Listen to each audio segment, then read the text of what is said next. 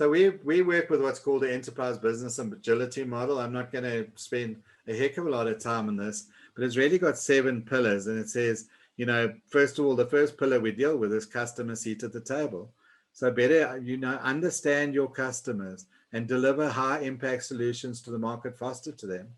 Lean portfolio management. We're not seeing that enough in businesses where you align, prioritize, and deliver against your top priorities.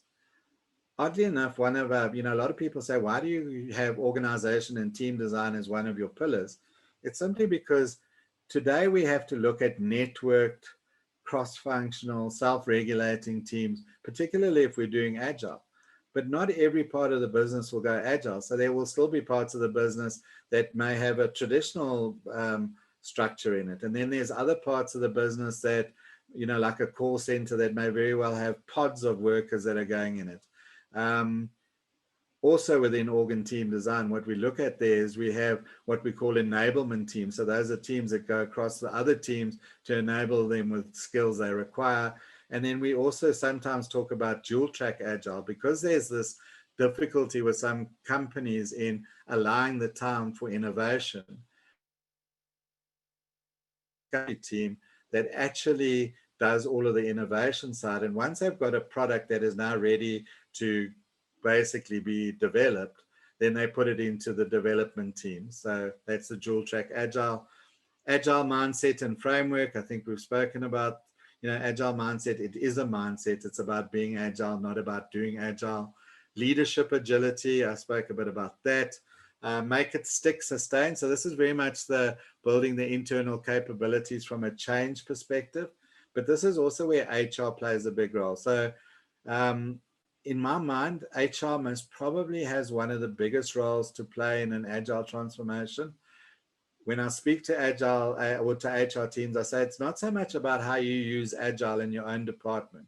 It's about how you enable agility across the rest of the organization by unlearning all the stuff you know about performance management, reward, organizational design, career ladders, etc., and relearning new ways to enable the business to be more agile.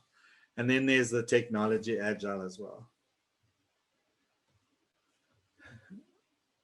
Linda spoke earlier on about the impact model when she did the introduction. We did this simply because we felt that, again, and using the example, we often go into a company where they're doing an agile transformation, and we suddenly find out that there's a team working on strategy, and nobody's spoken to that team.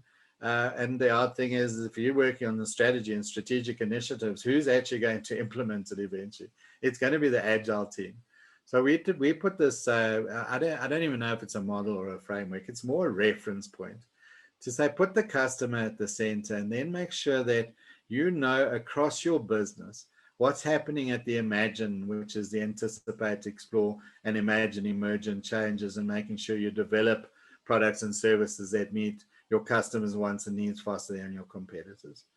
Then make sure you understand where you want to spend your money. Even companies like Tesla and Google and Amazon, they have a limited amount of money. Yes, it's a lot more than we all have, but they have a limited amount of money. So where are you going to prioritize your money to make sure you get the best value for your customers and your organizations now into the future? The perform is very much where the agile delivery will happen, your normal operations there, and most probably where a lot of the digital transformation is going to happen as well. Adapting is that ability to say, okay, and that's what one of the things I love about agile is that ability to, have a look at what you've done over the last 2 weeks or the last 4 weeks, the last quarter, and say, do we need to change this a little bit to be more relevant to our clients' wants and needs? The captivate is very much around the people in your business, their culture, making the most of your talent and your ecosystem. And then transform is more than adapt. Transform is, like that brewery in the USA, should I change my business model altogether? Because I've seen how the markets are turning. I've seen what customers are wanting and needing, and I maybe can meet that want and need. It's not going to be with my traditional products, but it's going to be with a new set of products. And then the very last slide before we go into questions is, what are the key benefits of enterprise lean and agile practices? and you would have most probably realized that from my talk so far. Increased customer centricity, increased innovation, accelerated speed to market, clearer prioritization and expectations, increased productivity, predictability, quality, efficiency, improved scale delivery. So I'm not talking about scaled agile here. I'm talking about if you've got bigger features and capabilities to work on, how do you get teams to work together in delivering those? Increase transparency, reduce risk.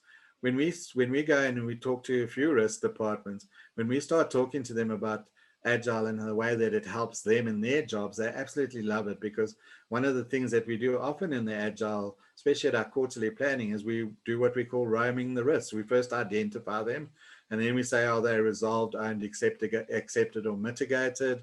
So it really helps risk management. Then improve morale.